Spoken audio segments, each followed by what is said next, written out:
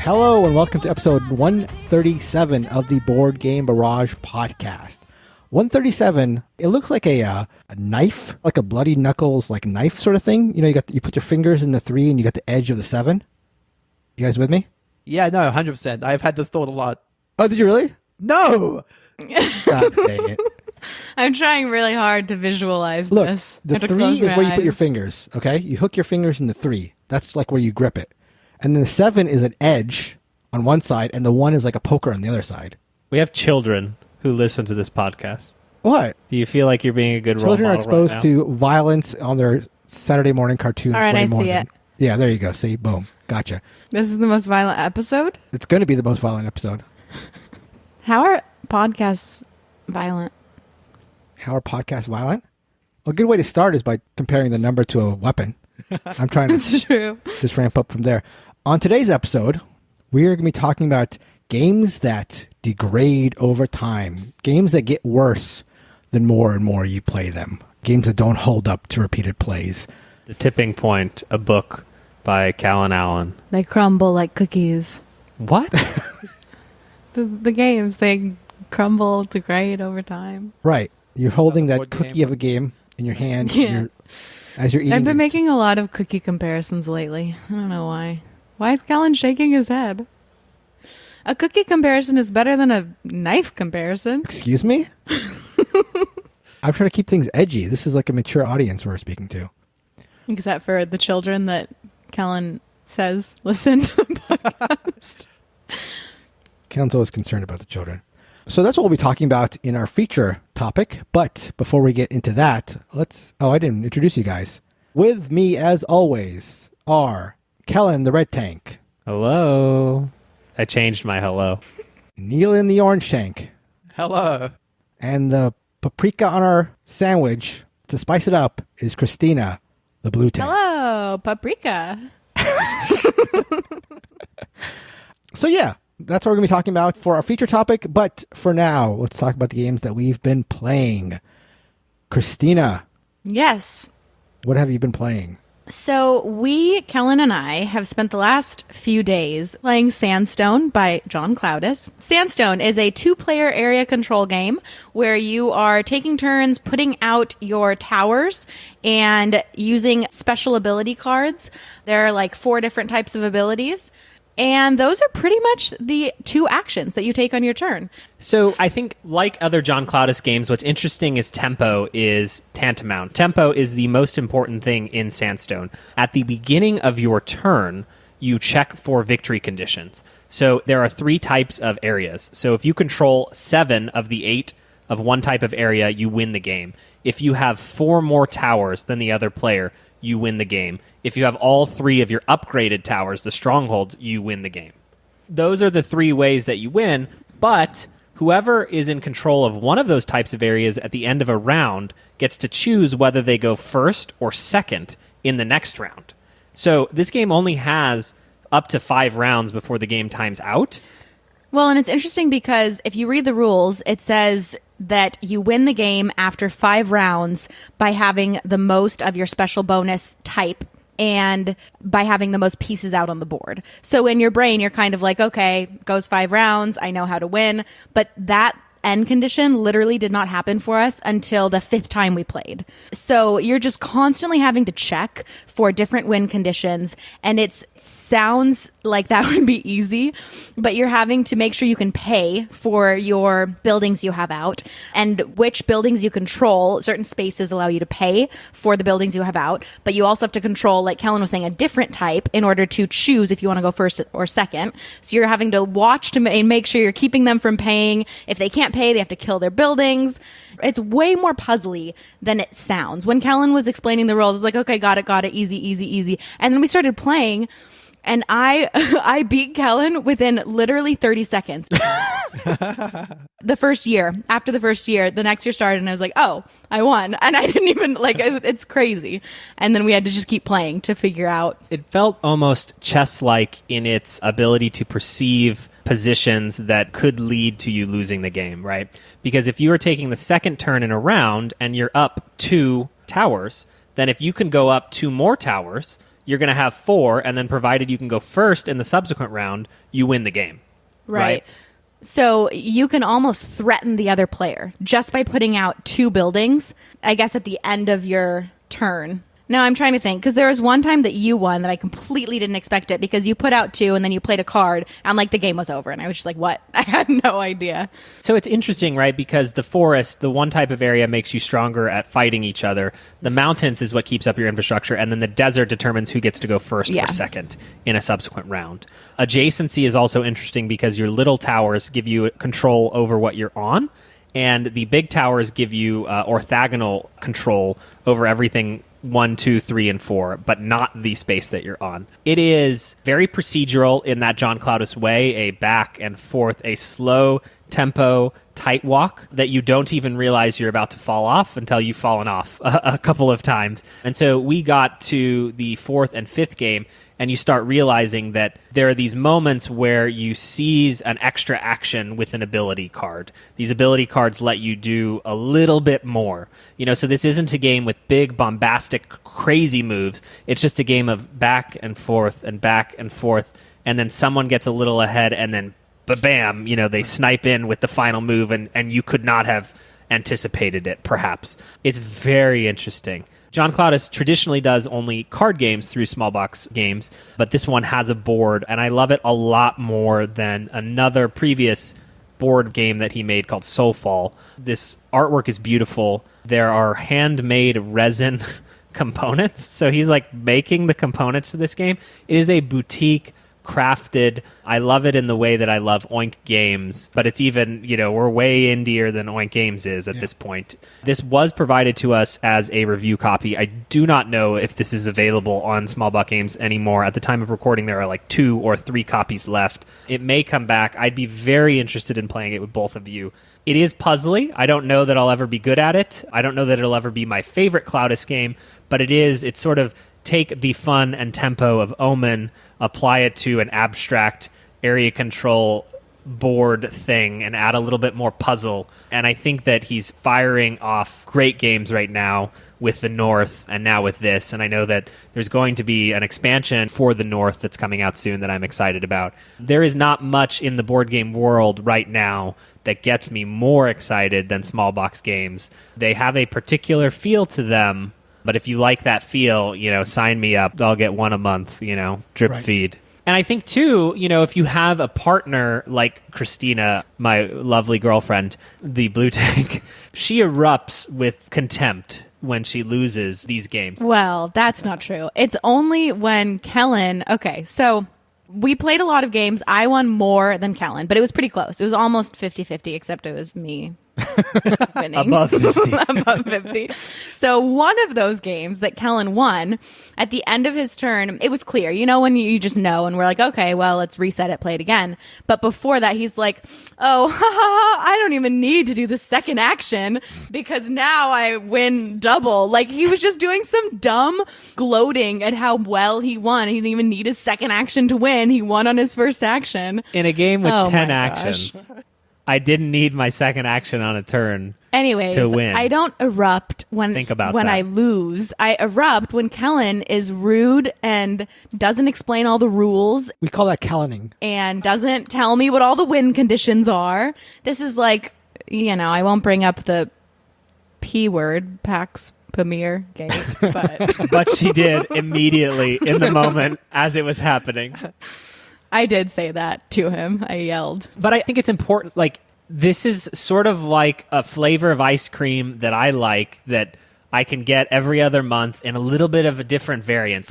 They're not always radically different. I think Sandstone is more the different. Most different because it's adding this board element. But these card games are just so interesting and fun and tactical, which is something that I love. Yeah. So I don't foresee a world where I won't buy literally everything that he makes in the next couple of years until we have no more money or room for the games. Good thing they're small box games. I remember playing the North with you and remarking about how weird it was. It's like a deck builder, but it had a lot of mechanisms that I had not seen in any other deck builder, and it did feel very fresh and unique and interesting. Just playing that alone and the game of the Omen that you introduced to us. I haven't played as many Cloudus games as you or small box games as you, certainly, but they just all seem fresh. It's like a game that I would never turn down. I would never turn down a small box game just because I know it's going to be interesting. Even if I might not like it, it's just going to be a refreshing spin on games. Totally. Yeah, you aren't playing, Dominion with a little like twist. You're not playing like El Grande with a twist. You're playing something like completely new. Yeah. So that was I guess that's not me. Colin. I just always talk over her. That was Sandstone. I think it's possible for me to talk over her. By John Cloudus. Not possible. Not possible. Kellen. Kellen, I want to introduce you formally, give you your due. Kellen, what have you been playing? I thought you said formerly, as in like I was leaving. That's at the end of the show. We're going to talk to you about something. You're kicking me out at the end of the show? that's the secret thing you wanted to talk about at the beginning. Yeah. But Is he that didn't the tell knife us. in 137 or the brass whatever? That's right. Exactly. Just a quick revisit. We actually received a review copy of Control over the week, game that Mark spoke about last week. Christina and I played the 2-player version and just wanted to touch on this sort of 3D abstract puzzle, Lego, My Ego sort of game.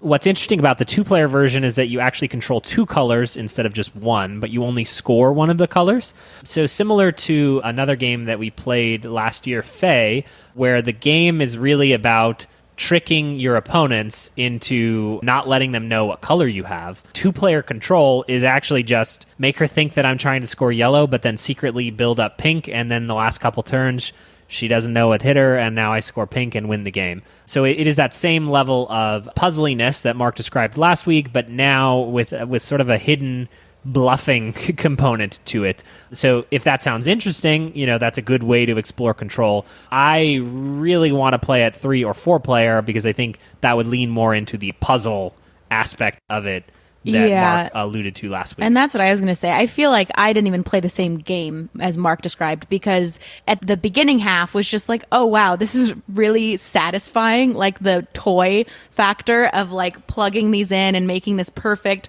I don't know. It's just like, it makes you feel like a kid again. I love, like, there's something so satisfying about plugging it in and like icing a perfect cake. I don't know. There's just something so satisfying. Something you've never done before. Excuse me? Do you want to tell them about your cake? Extravaganza? I made a cake. Our entire apartment basically smelled like it was on fire because Kellen... Excuse me? You loved that cake. It was very sweet. I was tickled because it wasn't a thing I would expect Kellen to do. And I came home from my day with my family, and it smelled like a cake in the apartment. And I was like, that's weird. Did Kellen like go buy a cake or something? And it turns out he made a cake. It was very good. It was really, really, really good, actually. But then I ate all the parts that she liked. That's true. He did eat the best parts of the cake, the middle. And I didn't realize this until the next day when I was trying to cook something else in the oven and the whole apartment smelled like a fire. Apparently, the cake exploded in the oven and there was cake batter like all over the oven, but he didn't clean it up. So then I preheated the oven and I'm like, why is there smoke everywhere? Anyways, it was a very sweet gesture, but I just want to say that I am better at icing cakes than Kellen and making cakes, even though it tasted very good. Okay, so satisfying, but I didn't really have to pay attention to what I was doing until literally the second half, where I was like, okay, now I have to make Kellen think that I'm going for blue and I have to try to figure out what he's going for. I was successful. He was not. That was a really fun component of the game, but that's really all the game was for us in this 2-player version. So I would also like to play it 3 or 4-player. Yeah, I can see how it would lose a lot playing it 2 players. It's like one of those games where the 2-player variant is like a much different game. You're controlling 2 colors, so yeah, it doesn't feel like the same thing. Yeah. I played Fox in the Forest Duet, which actually confused me when I picked it up because I'd heard of but not played Fox in the Forest. And Fox in the Forest I knew was a 2-player game. So I was sort of curious as to why, like what differentiates it from Fox in the Forest Duet. But the clue as to what differentiates it is on the box cover, because Fox in the Forest, you see one wolf on the box cover. Sorry, not one wolf, one fox, unsurprisingly. You see one fox on the cover, and he's sort of looking aggressive and stuff like that. Menacing, good word. Ferocious, if you want to keep the alliteration. But in Fox in the Forest Duet, there are 2 foxes, and they're sort of snuggling up together. Aww. That's because Fox and the Forest Duet is a cooperative game. Were there any other foxes watching nearby? That's a callback. I love it. So, in Fox and the Forest Duet, like its predecessor, these are trick-taking games, two-player trick-taking games, which is weird in and of itself. In Fox and the Forest Duet, what you're trying to do is you're trying to collect all the gems on this board. So the board has something like 10 spots. You start your pawn in the middle of the 10 spots, so there are 5 to the left, 5 to the right, so I guess that's 11 spots. And then each player has 11 cards of 3 different suits. And then of the cards that are unused, one card is flipped over, and that's the trump suit. And then one player starts by placing a card down, and the rules are regular trick-taking rules. So, whatever you lead with, if your partner can follow, they must follow if they have the suit. If they can't follow, they can play whatever they want. If they play the trump suit wins. So, in a battle of trump suit versus leading suit, trump suit wins. So it's just very regular trick-taking rules. And then whoever wins... For Biden in a suit. What? Prefer Biden in a suit? Than a Trump suit. Oh, I see. Good job. Yes. Got it. That's good. That works. That works after he explained it. That's right. Political. And then whoever wins, the pawn is going to move toward their side of the board. And wherever you stop, if there are any gems on that spot, you collect one gem. And your goal is to collect all the gems on the board. And the amount of spots that you move depends on these paw prints that are on the card. So, for example, if I lead with a 10 yellow and Neelan plays a 5 yellow, that means my 10 beats his 5, and beating in quotations because we're playing cooperatively. So that means that the pawn is going to be moving towards me. And say there's 1 paw print on mine and 2 paw prints on Neelan's, that means we move 3 spaces towards me.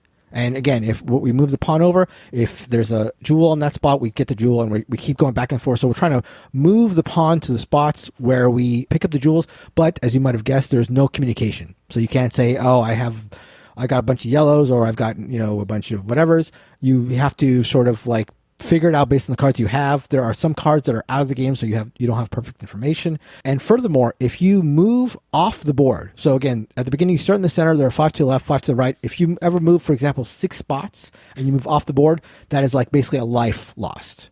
And you have 4 life points. And that is one of the lost conditions. Are those foxes? No, that's forest spaces. So you're getting lost in the forest thematically. You're going off the board and getting lost. Okay. How thematic is the game? Ultra thematic. I felt like a fox more in that game than my whole life. I assume the number of fox paws are weighted by the number on the card, so that there is some element of knowing how many paws Yes. you contribute. Okay, because I was going to say that feels like if you're trying to target a specific spot for a gem, right? You're like hoping to collaboratively get to the right total. Is the idea. Right, exactly. That's interesting. And then the cards go from 1 to 10, and every odd card has a power on it. So if somebody, for example, plays a 3 card when you're playing, I can't remember what the specific powers are, but for example, one power says, like, if you play this card, you can elect to go the opposite direction. Okay. So, even though normally you would be pulled toward 1, you can elect in that situation. Got it. So even when it goes wrong in terms of the totals, you can use the powers to like help out. Right, but you don't have that much wiggle room because I'm playing 1 card, you're playing 1 card. So it's not like we have powers that we've accrued throughout the game. It's like, if you're going to play the power now, you're doing it now. So there's not much wiggle room. And that's basically all there is. If you either get lost 4 times, or if you end the 3rd round without collecting all the jewels, you lose the game. If you are able to collect all the jewels, you win the game. It's got a couple difficulty levels and stuff like that. I found this really, really fun, really clever in a sort of like the Crew sort of way. Cooperative trick-taking Die game. Crew, you mean? Die Crew, for our German listeners. D Crew. It had that sort of vibe, but with 2 players. It's a 2-player only game, and it works really well for 2 players. And again, 2-player trick-taking doesn't sound like it makes a lot of sense, but this like trying to move the pawn, this like spatial aspect made it really, really work. I found it really, really fun. It's also my understanding that the Crew is not great at 2, so having a cooperative trick-taking game that sort of fills that gap does feel pretty cool. Yeah, absolutely. Absolutely. We could add a campaign book to it, and then it could be Fox and the Forest Duet in space.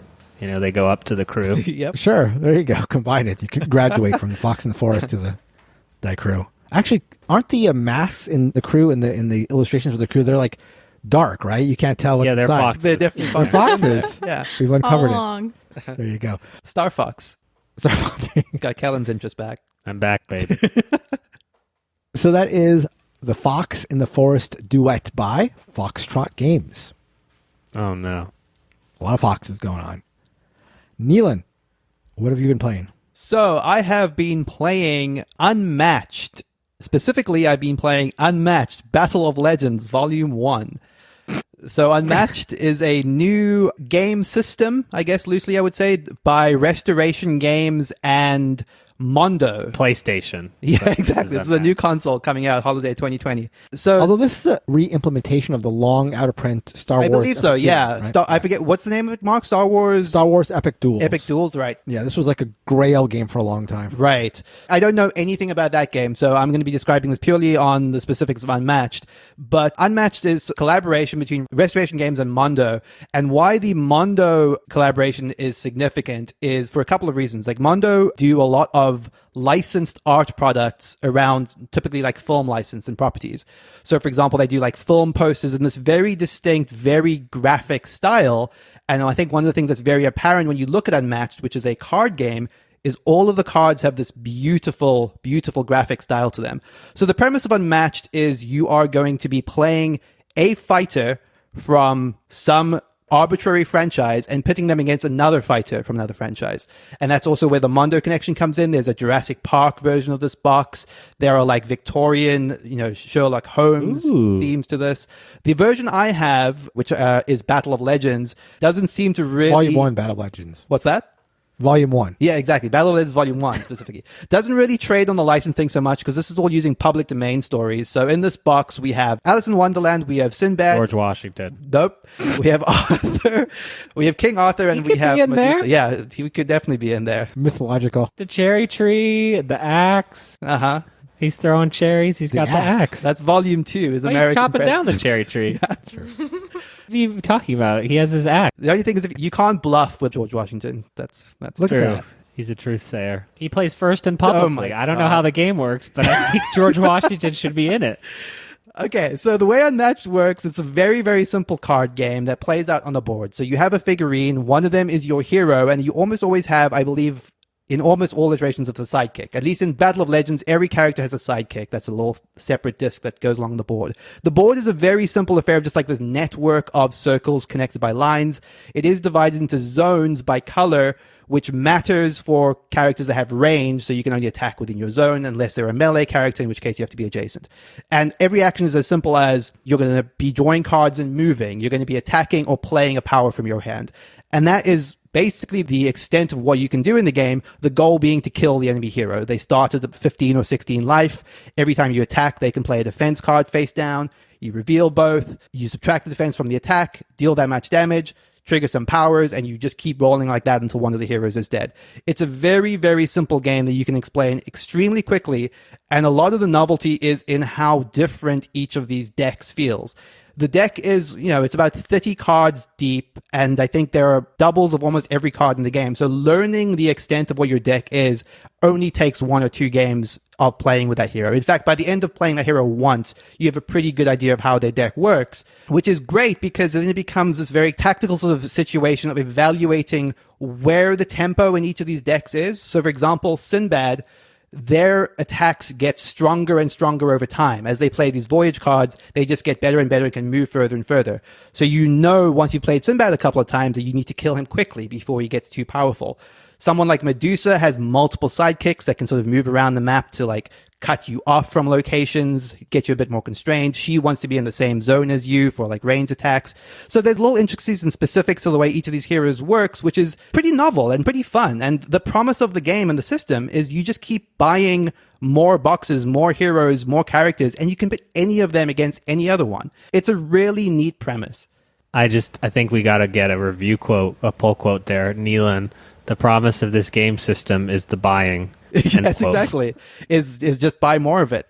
I think that the thing I want to say mostly about Unmatched is twofold. It is reminiscent of Dice Throne to me. If I've described Unmatched and you've played Dice Throne, it's going to sound familiar. Like you pick a character, they all play differently, but within the same system. I like this a lot more than Dice Throne. I dismissively, perhaps, maybe a bit unfairly call Dice Throne Battle Yahtzee because that's literally what the mechanic is. It's a Yahtzee style dice mechanic where you are building towards combos. It feels more out of your control than not. You are still at the whims of randomness when it comes to a card game, but It's about learning when people's attacks are coming and how to time against them. It also plays extremely quickly. You're talking about 15 to 20 minutes for a game. Oh, really? Yeah, Wow. no, it's great. I don't think that you probably want to play this in the 3 or 4 player variants, which I believe just become 2v2 or a 3-player free-for-all. It seems designed around 1v1. And at that realm, it's excellent. Well, It is pretty. yeah, I do like the art. Yeah, I can't stress enough how actually genuinely good the cards are. Some of the best looking cards I've seen in a board game, frankly. They're beautiful. Oh. It's funny because now that I'm looking at the art, I feel like a real idiot for dismissing it when we were going over the awards. Uh-huh. Yeah, for best art. Yeah, when we were doing the awards show, and I was like, why is Unmatched nominated for best art? Oh, that's funny. And I'm looking at the art now. But you the art is hadn't like, seen the art? I had not seen the art. I just had an idea what the box looked Yeah. like. And now I feel like I think we all had an idea of what the board looked like laid out, Yeah, the but art's it's the really cards. pretty. It's the Yeah. cards that are the winner here. This sounds really fun. I'm looking at the art. It's beautiful, as Mark has agreed to. yes. At last. And it sounds like something that Kellen and I might like, I think. It sounds pretty simple, but varied in terms of the different characters and their different powers. I think that sounds really fun. I would be curious because, this is not going to live up to the games that you two love. So, for example, like Innovation as something as like a card game that you guys play regularly. There isn't a completely different ballpark to this, right? Like does not have nearly that level of complexity to it. I think what you get in Unmatched is a very accessible game that's swingy and a bit random and a bit haha, but like you have to know that that's what you're getting into. It's probably not a game I would break out on a game night, even if we were disposed to playing 2-player games. But like, especially with a partner that doesn't play a lot of games, it's perfect. I genuinely enjoy it, like under the conceit of like, I'm not going to be too invested in the winning and losing. The playing and the fun of it is what it's about. Exactly. It just sounds fun how thematic the characters' powers are. Right. I just feel like it would be a fun, even if it's not super, super cutthroat. Right. It would be a fun exercise. Absolutely. I'm looking at the other characters you can buy. There's Bruce Lee, there's Robin Hood, Bigfoot, Jurassic Park, Yeah. Buffy the Vampire Slayer. Bye. This is a game I was skeptical of for the longest time because of how license heavy it seems to be reliant Yeah. on. But I hesitate to say that they're doing it tastefully. I think Mondo generally does good licensed work in that you can tell that there is a care, not necessarily care for the property, but like just by virtue of how solid the art is. Look, they made The Thing, so you don't have to sell Exactly. me. I don't have to defend Mondo at all. We all know right. that The Thing is one of the best licensed games ever made. So That's right. This also reminds me of the Funkoverse games, which I have not played, but it has the same idea where you can mix and match a whole bunch of different IPs and sort of battle, and it's supposed to be a low barrier to entry. Yeah. This is built on the Epic Duel thing, which I guess is like a more tried and true system. I've heard good things about the Funkoverse games, Same. but Funko Pops make me want to kill myself. Presented without comment. even... I know that is a comment. that is a comment. Do you guys ever find a spider, like a really big spider, and then after you kill the spider, you can't stop thinking about all the ones you didn't find? And then like you obsess over it and you find little bites on your ankles and you're like, oh my gosh, they're just eating me alive every night. I'm going to be thinking about that now. This doesn't happen to people? Does not happen to me. Oh my gosh. We found one today literally scurrying across our bed, like over the blankets. How big? Big. It wasn't that big. It was big. It was scary. It was, Big enough. and it was like this weird white color. Oh, yeah. It Weird was- colors are always bad. It was unnatural. And, You want a solid black spider if you're going to find one. Something you can deal with. and I just can't stop. I have these bites on my ankles and I just can't stop thinking about spiders. And so if I'm distracted today, that's why. Are you worried about the ones that like... The ones that we didn't kill. No, the ones The- that like lay their eggs subcutaneously? Oh my God. Stop. Don't say anything. I'm just saying, else. if you see those bumps wiggle, smash Oh them. my gosh. All right. Next All right. topic. Yeah, back on track. All right, Neelan. That was Unmatched by Restoration Games and Mondo. Before we get onto our main topic, I want to talk about a couple things that are happening in the Board Game Barrage world. It's a pop-in time over there. On our Discord, on the website, we've got a couple things going on. We are still doing the math trade, so that is going to be concluding in a couple weeks. By the time you hear this, you'll probably have the weekend to submit your games. I think we're already at 800 games submitted, but I'm sure there's going to be a flurry at the end. So this is a math trade where you'll be able to submit games for the next couple days after you hear this, and then we'll have a week of time where you can select the games you want to trade for. So that's going on. We also have a fantasy football league. We had one last year, but looks like we have enough interest for a couple leagues this year. So if you're interested in that, you can join us at boardgamebarrage.com/Discord, or if you're on the Discord, there is a fantasy football channel you can join. And yeah, that was really fun last year. We have a live draft. I know Neelan is chomping at the bit to play that. Yeah. So yeah, join us at boardgamebarrage.com/Discord, or join our Patreon, boardgamebarrage.com/Patreon for more fun. It's really Mark. popping off. What? Is there anything you're afraid of? Is there anything I'm afraid of? Oh yeah, Like what? I'm not a big roller coaster guy. Really? I wouldn't jump out of an airplane. That surprises Really? me because Yeah. you strike that me as surprises like me too. adrenaline-y. Yeah, adrenaline junkie. Not as much as Callan. It's not the life risking adrenaline. Well, I've jumped out of an airplane. Yeah, I've done it too. So have I. It's great. 40 feet. Oh, flat. two out wow, of three Mark's have jumped out of an Mark's the airplane. no, me have too. you? Oh, three out of four Mark's of us. the only one that has I'm not the jumped out only of an one who stayed on airplane. the ground. I dare you. I double dare you. I shan't. I shall not. What will it take? It was not that fun. I just Oh, I didn't enjoy I it. really at all. enjoyed it. Eh, I think the thing that surprised me about it, because I've also done bungee jumping, and it was substantially better than bungee jumping, because you go from like 0 to free fall with bungee, so like it really, you feel it viscerally in your right, body. right. All this stuff you're talking about, I'm feeling it viscerally. Like, Really? yeah. Does it make not- like your fingers and toes tingle? You know that feeling? No, it makes my stomach like knot up. Oh, really? Yeah. Yeah. When you only Scaredy talk about cat. jumping. It wasn't even that it was that. I mean, it was All scary. right, we gotta get okay, back but on track. I'm We almost gotta done. get back on track. But it was just not fun. Like I couldn't breathe up there. The Right. oxygen was too thin. The air was too thin. There wasn't enough oxygen. I was gasping for breath. The plane wasn't comfortable. The only- The peanuts weren't good. Helen. The only fun part was once we were in the parachute and we were kind of drifting along Yeah. and like running on the ground, landing. That part was fun. But then Kellen threw up like 3 times. Oh. I have altitude sickness, so that's like a real thing. No, I'm serious. I wasn't afraid. I literally... He was afraid. Sometimes when I go skiing, I actually throw up at the top of the mountain. That sucks. Just because, yeah, it does. And too much information, but I had to defend my honor Right. against Mark. That's right.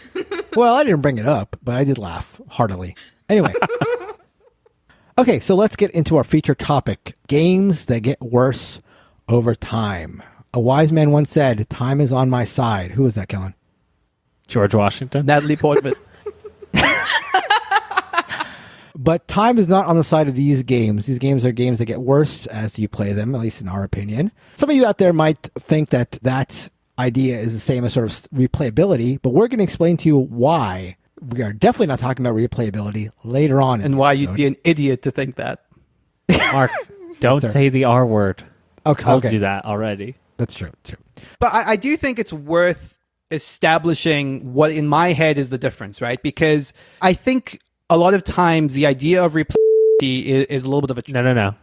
The R word. Sorry, the idea of the R word is that it's a little bit of a trap. Like sometimes you will see a game, you'll be like, oh, next time we play this, these tiles will be in different places and I'll be a different faction. I will have a different Ooh. ability. And that is, that's cool. I like that. But the game doesn't substantively necessarily change. And you might reveal that only after a few plays. It's like, okay, even though it is changing in start state, we're still playing fundamentally the same game. I do think that's not necessarily a one-to-one, that the amount of variability a game has necessarily leads to it strengthening over time or appreciating over time.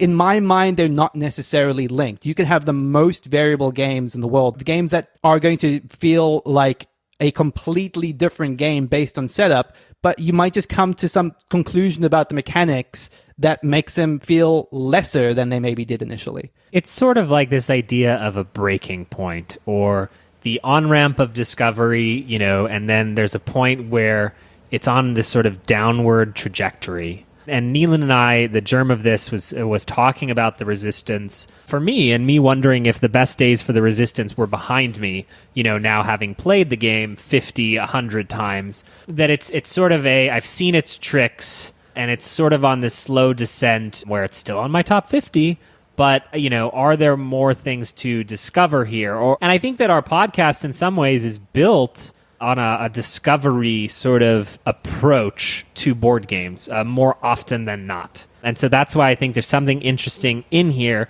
Am I touching something? Is it hot? I think the board game hobby in general is sort of built on discovery. This is a cliche, but people say like, oh, you're worried so much about replayability, but how often are you going to play the game anyway? You know, there's the idea that most games are played 1 or 2 or 3 times, you know. You didn't say the R word. Did I say it? Yeah, you did. Oh, shoot.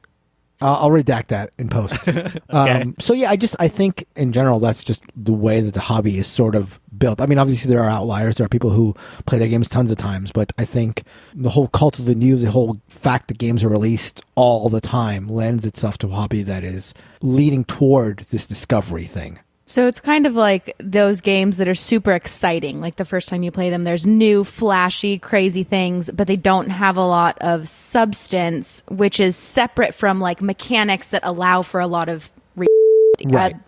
a lot of the R word.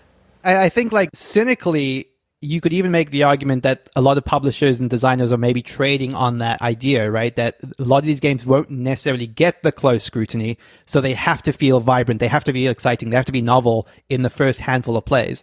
Right. Like it's more important for people to think that there's the R word than it is for there actually to have lasting power. Right. And honestly, who can blame them? No, totally. I mean, Yeah, exactly. I guess there is inherent cynicism to that idea of building games that way. But also, if people are only going to play games 3 times, then you probably should focus on games that have a flash or have something that's openly interesting upon first or second play. It struck me that one of the things that I like to see when I'm reading someone's top 50 list or top 100 list is previous positions that it's been at in their top 50 and how many years it's been on the list. And I kind of have articulated that as, you know, is this game a rising star in your top 50? Is this game sort of a classic that's been there forever? Or are you actually like, it's already past that tipping point from the book that I had written? That's what's so weird about the top 50 thing, though, because I feel like when I'm thinking of top 50 anyways, the ones that make it to the very, very top are literally the ones, like the main criteria in my mind is like, I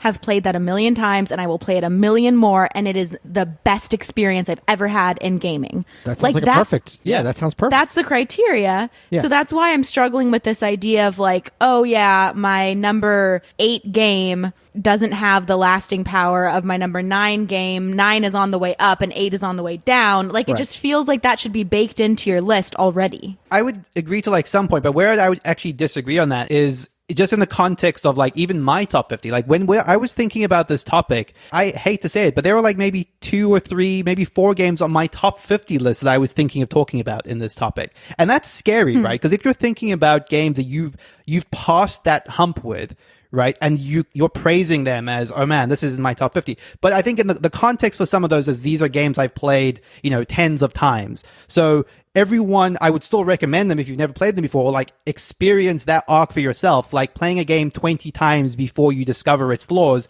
is still pretty high praise for me. Okay. Yeah. No, that's fair. That totally makes sense. So let's get specific. Let's get explicit.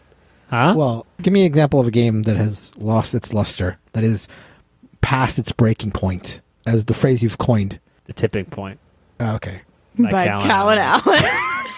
Yep, I'm sure somebody's going to get mad about that. Malcolm Gladwell, probably. For some reason, I had a much easier time thinking about the games that do not deteriorate with time. And again, this is going to be like the games that I described, that I have played 1,000,000 and will play 1,000,000 more. But it's like you have a game like Innovation, where there is a limit to the discovery, right? Because there are only so many cards.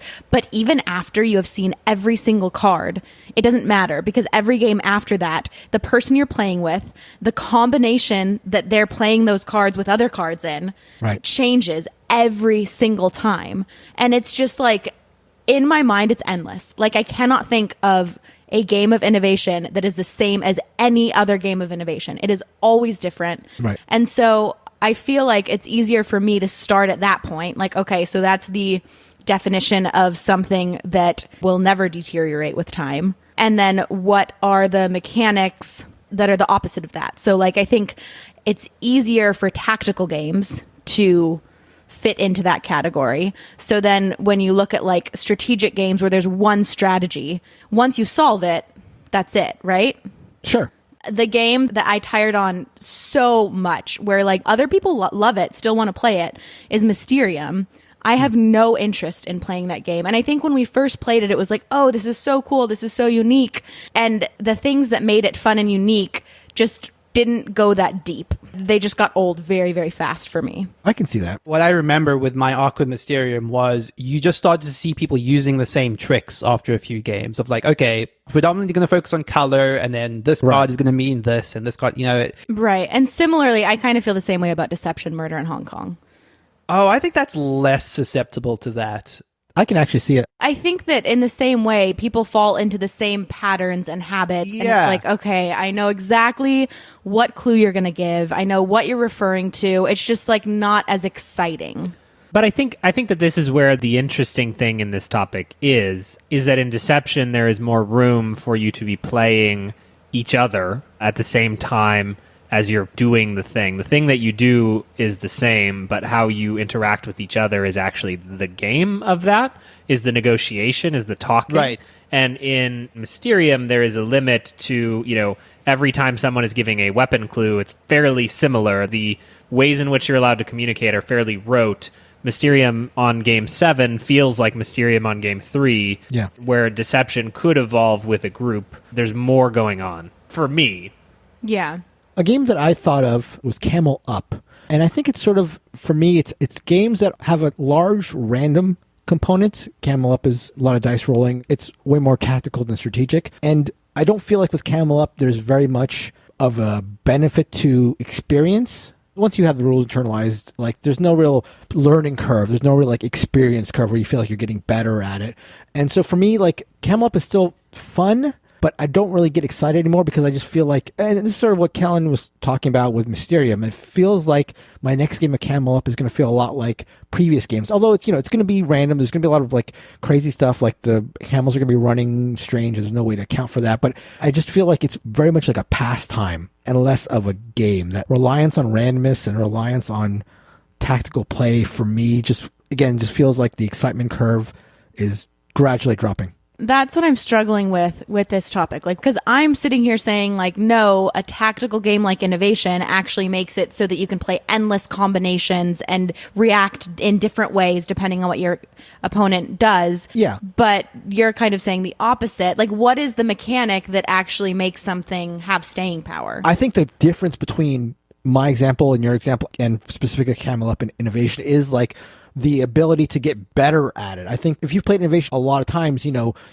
the cards, you know ways to play. It's like with Camel Up, it's like much more of a luck fest. Like you can be as good of a Camel Up player as you want to be, but you're still very, very much at the mercy of the dice, much less than you're at the mercy of a card draw, I think, in Innovation. There's more skill. There's more of like I'm a good Innovation player than even saying I'm a good Camel Up player feels crazy to me. You're reminding me of a game that I didn't have on my list for this topic, but we spoke about this briefly a couple of weeks ago, which was Shadowhunters, which was a game that I was in love with when I first played it. And I think for the reasons you're describing, Mark, of realizing, oh, this is much more about just the dice you roll at certain points, and getting eliminated from that game early because of bad dice feels bad despite the strengths of the hit rolls, the powers, like all of that is still fun, but I was just continually hitting a wall with that game, which was like, this didn't feel like I had anything to contribute with the reason I am now eliminated from this game.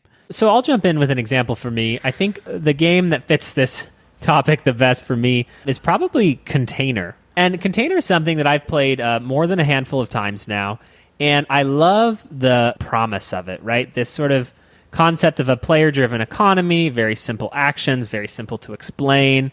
It is interesting the ways in which you can interact with your friends, but a lot of the game is so cutthroat, and it comes down to evaluating 5 different colors of containers and how those relate to everyone else's different colors of containers. And it's like, well, the blue seems to be worth a lot for Mark, but the blue for me is worth 2. And I don't find that interesting, that portion of the bluffing, that portion of the sort of give and take. And I know that you need the economy to be different for different players in order to drive different strategies. So I know why it's there. But every time I've played it, I've gotten less and less satisfied with sort of that portion of, I collected like 17 containers, but because Mark collected 5 of his most valuable one and all of mine were middling, it just, some of the things the game asks you to grapple with are not, they're at the forefront, and I don't enjoy them. And the things that I wanted the game to be feel like they've receded into the background in some of the subsequent plays of Container for me.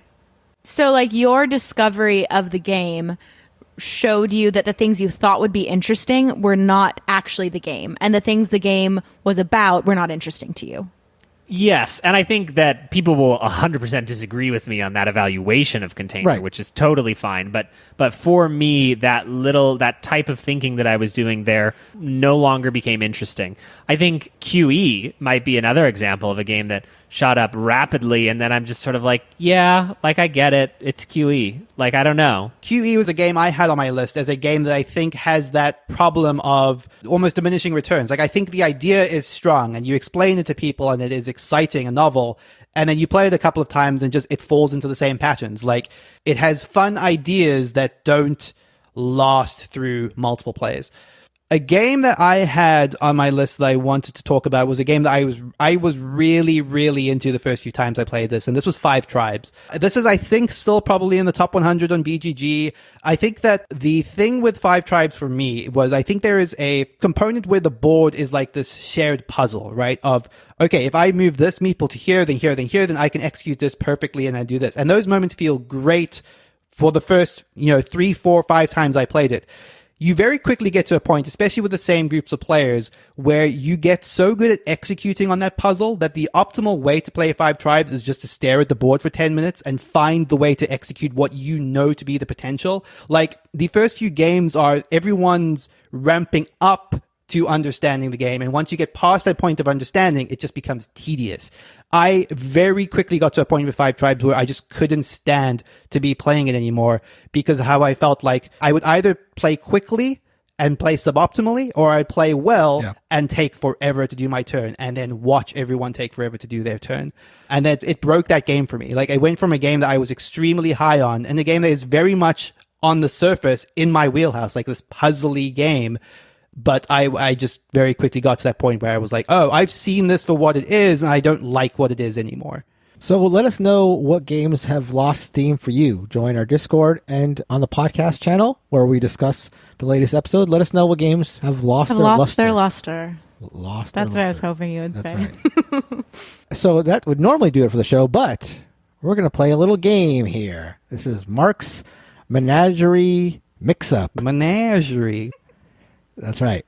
So I have asked, and you guys don't know about this, but I've asked people on our Patreon channel on the Discord to give me 3 games. And the way we're going to do this is we are going to discuss amongst ourselves how we think these games fall on the BGG ranking list. So we want to put them in order of the highest ranked game to the lowest ranked game. We'll check at the end of the episode. And if we're able to do it, we win. And if we are unable to do it, the listener wins, the patron wins. What do we get for winning? You get a cake baked from Kellen. What? I'll take it. Okay, so I've got 8 submissions. Pick a number from 1 to 8. Number 5. So number 5 comes to us from Evil Lemons on our Patreon channel. His 3 games, and I told them randomize the order, are Tumblin-Dice, Dungeon Fighter, and Coconuts. So these are all dexterity games of one sort or another. Okay, sorry. Tumbling Dice, Dungeon Coconuts, Fighter, Dungeon Fighter. and that's it. Those are 3 games. Is that the one where you're like making your way through the dungeon and you're like hit all these obstacles and You have to that's throw the really dice fun. on the center mat. Throw it under your leg. Throw it behind you. Oh yeah, I love Flip that around game. and jump. Okay, so Tumblin-Dice, the one that Christina was like unnaturally good at Shucks. Am I thinking of the right one? Yes. Okay. It's the one. It's like the 4 waterfall layers tiers. down, Yeah, okay. and you're flicking dice off the top. okay, Okay. and so this is not the order that we like them. This is the order they're going to be on BGG's okay. ranking. On BGG. Okay. So the thing is, all these games have been out for a long time. So it's not like any of these games are like rising or falling precipitously because they're like super hot or anything. So they've settled.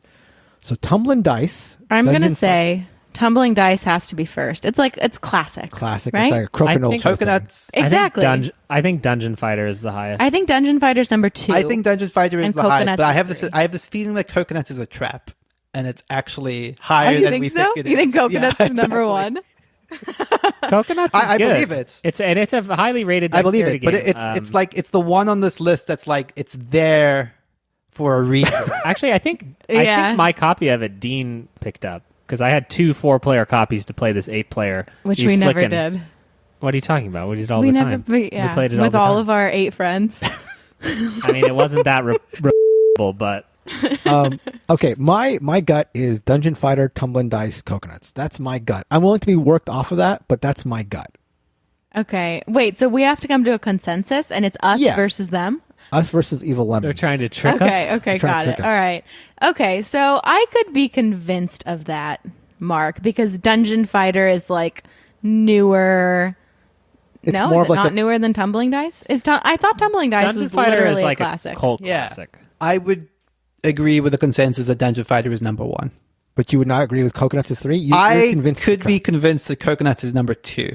Where do you like, Kellen? I agree with you, and that was my initial order. That it's Dungeon, Tumblin, Coconuts? Well, because it's also like the rank that it is not always like it could be ranked 7.4 and it's still not in the top 100. Some of it on BGG has to do with the volume, the amount of ratings. right. But I think all these have probably hit the threshold where they've sort of... Because I would say that Coconuts probably has half of the ratings of the other two.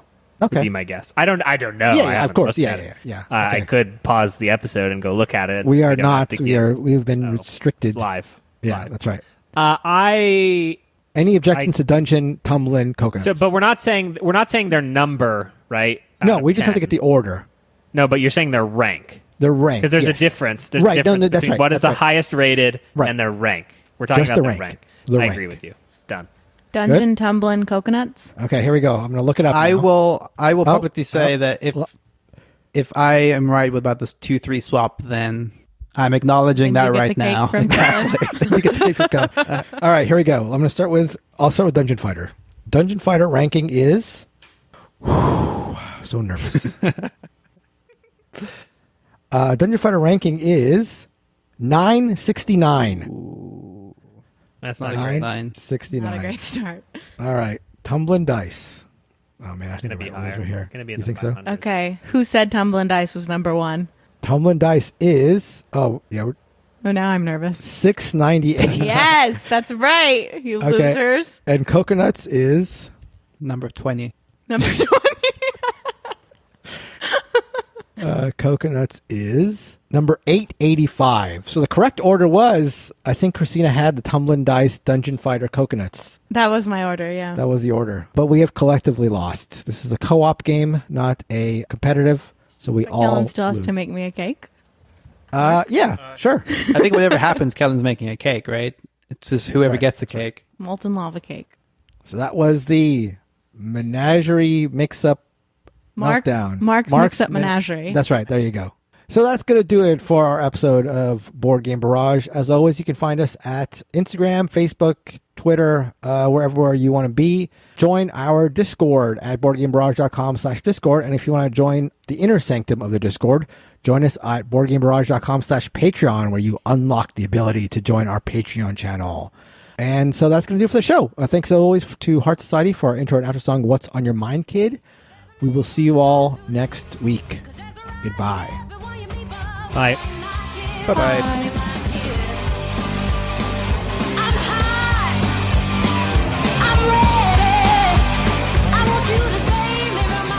Sounded like applause. Yeah. Something that I am used to feeling throughout the years, but this year has been a little light on me feeling that feeling Because that I people feel. can't come to you because of the quarantine. Usually you're surrounded by people. Exactly. It has nothing to applauding. do with me. Right. Yeah. It's the It has world. to do with access people to you. That's right. Right. The applause has not stopped. What are you talking about? Applause. What do you mean? Are we recording? Yeah, where have Yeah. you been for the We're last always 3 recording. weeks, Christina? Christina, Yes. what have you been playing? So Kellen and I, have spent the last few days playing a game called Sandstone by, what's his first name? Something Cloudus. John Cloudus. John Cloudus, Johnny boy. We have been sorry. You could call out the fantasy football real quick. Oh, sure. Things are just say, it's a pop-in time at Yeah, a lot of things going on in Discord. yeah. Okay. Yeah, or at Board Game Barrage, Patreon, Yeah. I don't know. Yeah. All right. Make sure you use the phrase "it's a pop in time." Sure. Okay. Oh, we'll see how it goes. Okay. Yeah. So let's get into Natural. make it natural, nice and natural. It's really popping off. So I But think you there's can- another spider on the floor.